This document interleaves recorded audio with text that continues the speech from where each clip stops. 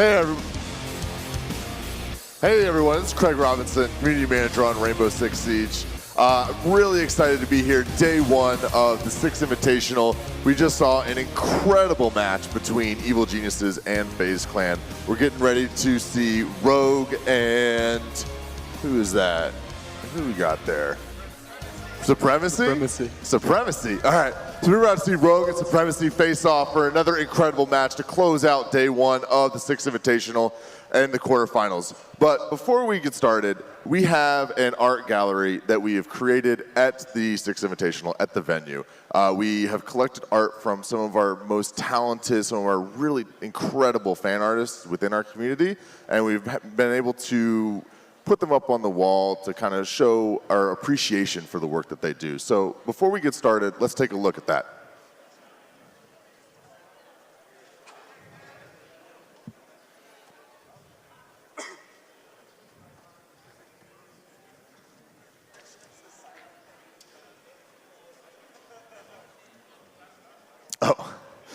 So, you know, like I said, this is at the venue. If you're here today in person, we definitely want you to go out. It's in the lobby, right by the entrance. Check it out. It's fantastic. These are all members of our community who have been creating art for the last 2 years, and we were fortunate enough to be able to have them with us on site.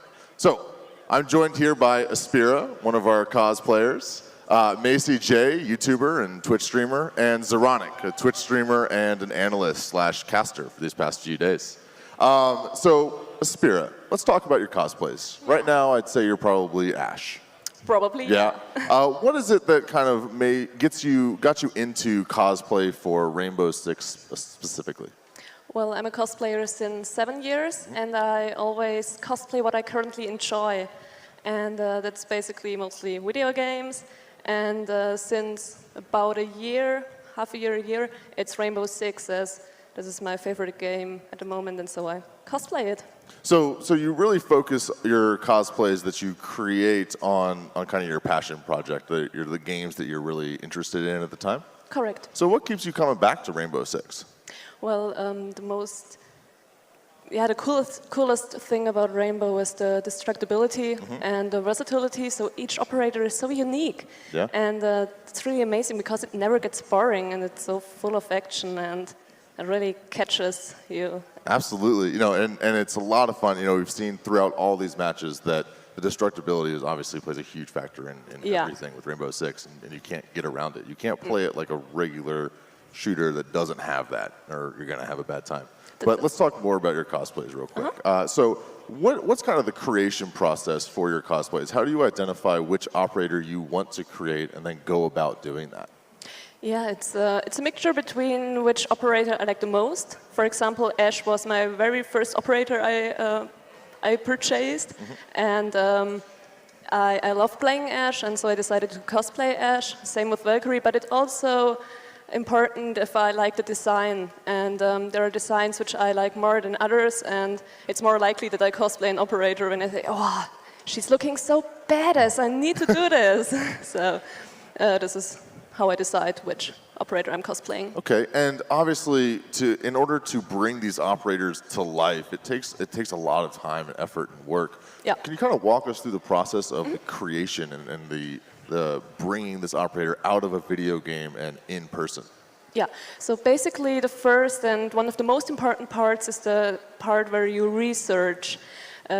We take a lot of pictures from the operator, from everything which he's wearing, and we're searching through the internet. Okay, what is this headset which Ella is wearing? Can we get that? What's the price? And we try to get all the stuff, and if it's non-existent stuff, then we build it. How do you go about building these things? Yeah, it depends. For example, talking about Ella's pants, I didn't find any close enough, so I decided to sew them on my own, and that's what I did. Wow, so you created Ella's pants yourself. Exactly. Wow, and I know that at Gamescom you kind of showcased your Valkyrie cosplay, which is incredible, and you had her tattoos, which are quite extensive. What can you tell us about that process? Well, at Gamescom, we drew them onto my arms with eyeliner, actually, and it took my friend Toffee Bit 10 hours to draw them onto my arms. And we decided we need another solution for that because that's way too absolutely. much. Yeah.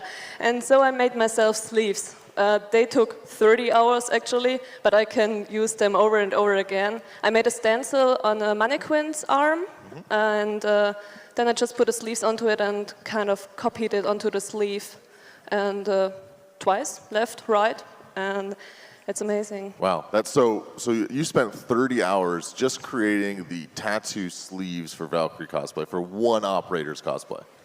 Yes, they needed to be 100% accurate, and we took the 3D model of Valkyrie and some kind of renders we found, and every single piece of this tattoo is exactly like Valkyrie's. And you know, what we saw at Gamescom was that dedication, that time investment absolutely showed. Your Valkyrie cosplay as well as your Ash was absolutely incredible. Do you have any other cosplays that you have for this weekend that you want to tell us about, or not quite yet? I have brought 4 cosplays with me, and Ash, obviously. And tomorrow I'll be wearing 2 cosplays. Valkyrie for half of the day, and the other half day is a little surprise. Okay. And on Sunday I'll be wearing my Ella cosplay. Oh, great. Fantastic. For the very first time. Oh, wow. Okay. Yeah. Well, we're all looking forward to that. Me too. Fantastic. Now, Aspira is not the only talented member of our community, as we saw with the art gallery earlier, but we unfortunately weren't able to put up everyone's art in the art gallery. And so we have a quick montage of other pieces and cosplays that were made by our community that we'd like to show off real quick.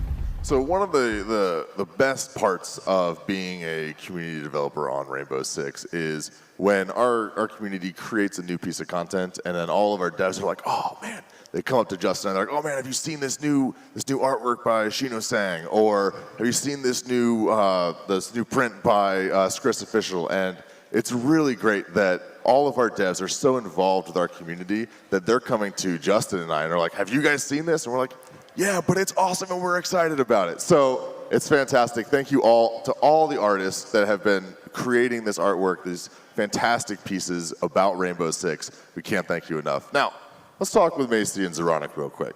So both of you have been playing Siege for quite a while. Macy, how did you kind of get started in Rainbow Six? I just started at the beta. I picked it up just because it was Rainbow Six. I was always a fan of the franchise, and it's not the same as it used to be, but it still has that tactical aspect, and that's really what gravitates me towards it. Okay, and Zeronic? I just kept losing a lot when I tried it. I really didn't like it, so I had to play more to get better, and yeah. And then you eventually ended up playing professionally. Yeah, I had a few seasons of Pro League, which was really humbling that like the more you learn in the game, the more you realize you don't know. And I think that's why I'm sticking around. There is endless possibilities, and you can just never get good enough. Me especially. Macy, with your live streams and your YouTube content, what kind of keeps you coming back? You said it's always fun. It's always about learning, but what really keeps you coming back and keeps you having fun with the game? Just the variety. The amount of variety is insane for this game between not just like the operators, but also the maps. There's destructibility, so you learn new angles and just new approaches. And with the new content, you're just makes all the old maps completely new. It takes different approaches, and it just keeps revitalizing itself every single season.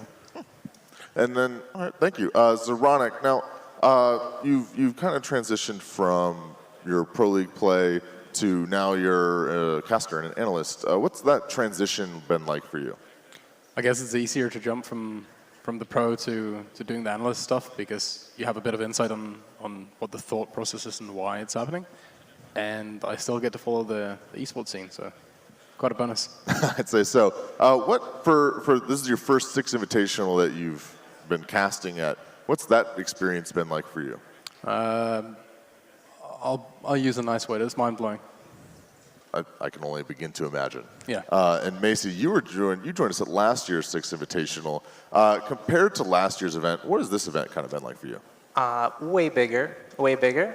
But the big thing is it actually feels like a big esports now. Like it actually feels part of like the actual big scene of esports. It used to be much smaller. It was like half the size, and it's really amped it up to a new level. Absolutely. You know, the venue here, for those of you at home, is absolutely incredible. It really is. I came here a couple days ago for the first time, and seeing it still being built, but pretty much there was, it was, again, mind-blowing. It really was.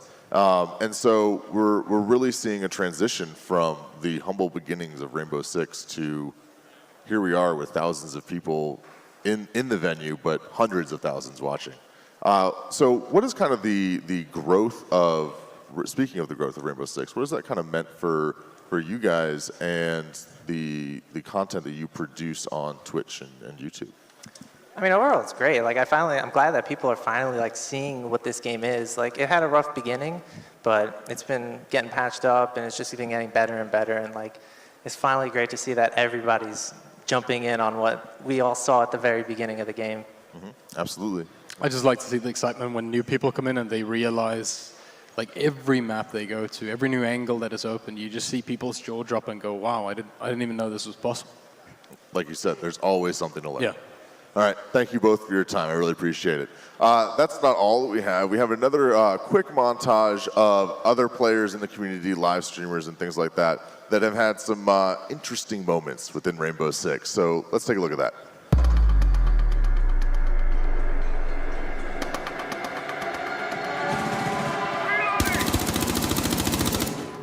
What? One's injured in Big Tower. Throw the frag grenade! Yeah! That was a dude in Big Tower. Oh! You did not. I did.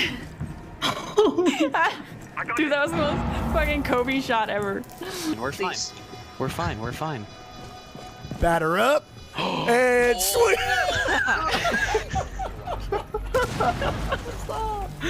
You're killing me, Bill. I would have figured out remaining. Protect the biohazard.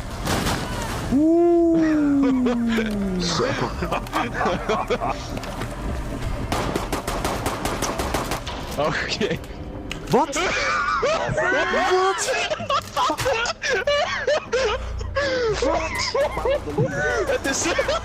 Lass mij dat uit. Leg mij dat uit. Hoe kan dit? Het is Sophia. Sophia kan opstaan met ik had niet gezien dat Sophia was. Waarom zegt niemand mij dat? Rock window.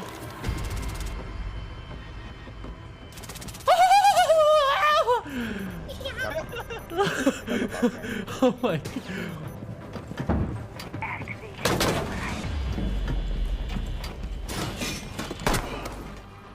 That is not the time to answer your phone, Bandit. Follow me. That is not the time to answer your phone. Holy shit. Bad. Oh, I died.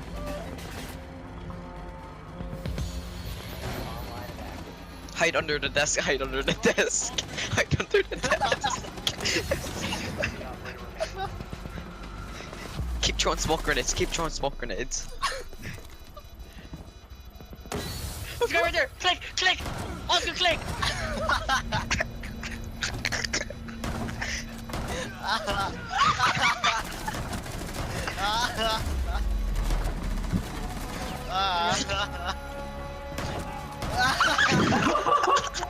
No!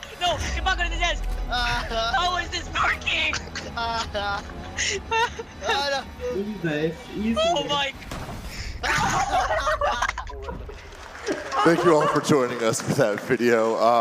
We saw a lot of clips from people who are here at the venue this weekend. So if you see them, grab them, say hey. I'm sure they'd love to talk to you. That's pretty much closes out today's community panel. We've got one last thing that we've seen a lot of members of the community talking about recently with the soft launch in Canada is the new Uplay Club app, Sam. And so we're really excited about it because the Ubisoft Club has been working really hard on creating this like personal assistant for people who are playing all Ubisoft games, but specifically Rainbow Six. And they're really excited that it's going to be available for everyone worldwide this summer. So everyone on the subreddit and Twitter who is like, why can't I play this? Or why can't I use this? Why can't I use this? Who wasn't in Canada, you'll have your chance this summer. So thank you to my guests. I really appreciate your time. And let's jump into that Supremacy versus Rogue match right now.